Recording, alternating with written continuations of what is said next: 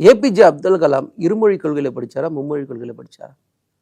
மயில்சாமி அண்ணாதுரை இருமொழி கொள்கையில படிச்சாரா மும்மொழி கொள்கையில படிச்சாரா? சிவன் இஸ்ரோ தலைவராக இருந்த சிவன் இருமொழி கொள்கையில படிச்சாரா மும்மொழி கொள்கையில படிச்சாரா? அருணன் சுப்பையா இருமொழி கொள்கையில படிச்சாரா மும்மொழி கொள்கையில படிச்சாரா? எனக்கு தெரிஞ்சு ஆகணும். உங்க பக்கத்துல உட்கார வச்சிருக்கீங்களா ஒருத்தர் மாநில தலைவரா போட்டு, அவரு மும்மொழி கொள்கையில படிச்சாரா இருமொழி கொள்கையில படிச்சாரா? முடிக்கல. இந்த நாட்டுல உயர்கல்வியில திரும்ப சொல்ற உயர்கல்வியில நம்பர் 1 மாநிலமா தமிழ்நாடு இருக்கு. இந்த நாட்டுல அதிக பெண்கள் படிக்கக்கூடிய மாநிலமா தமிழ்நாடு இருக்கு.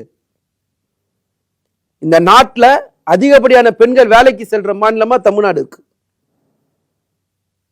இந்த நாட்டுல அதிக தொழிற்சாலைகள் இருக்கிற மாநிலமா தமிழ்நாடு இருக்கு. இந்த நாட்டுல ஏற்றுமதிக்கான தயார் குறியீட்டுல நம்பர் 1 மாநிலமா தமிழ்நாடு இருக்கு. இந்த நாட்டுல வறுமை ஒழிப்புல நம்பர் 1 மாநிலமா தமிழ்நாடு இருக்கு. சுற்றுச்சூழல் பாதுகாப்புல இந்த நாட்டுல நம்பர் 1 மாநிலமா தமிழ்நாடு இருக்கு. இந்த நாட்டுல குறைந்த செலவுல மாசில்லா எரிசக்தியை உற்பத்தி பண்றது மாநிலத்துல தமிழ்நாடு நம்பர் 1ல இருக்கு. நான் எல்லாத்தையும் கலந்து சொல்றேன். இன்னும் என்ன சொன்னீங்க நிறைய சொல்லுவேன். நீங்க பேசுற பீகாரோ குஜராத்தோ எதுல நம்பர் 1 இருக்கு? இல்ல இவ்வளவு வளமும் இருக்குன்னு அவரு சொல்றாரு. இவ்வளவு வளமும் நீங்க சொல்ற தொழில் வளம் எல்லாமே இருக்குங்கிறாரு. அப்ப இந்த கட்டமைப்பு உருவாக்குனது எது? ஆனா இருந்தாலும் இந்த மாணவர்களுக்கு இளைஞர்களுக்கு ஒரு சின்ன ஒரு ஏதோ ஒண்ணு இழந்திருக்கிறோம் அப்படின்னு ஒரு உணர்வு இருக்கு அவங்களுக்கு. கேட்கிற கேள்வினா நாங்க கட்டமைச்சதுனால தானே இதுல நம்பர் 1 இருக்க முடியுது.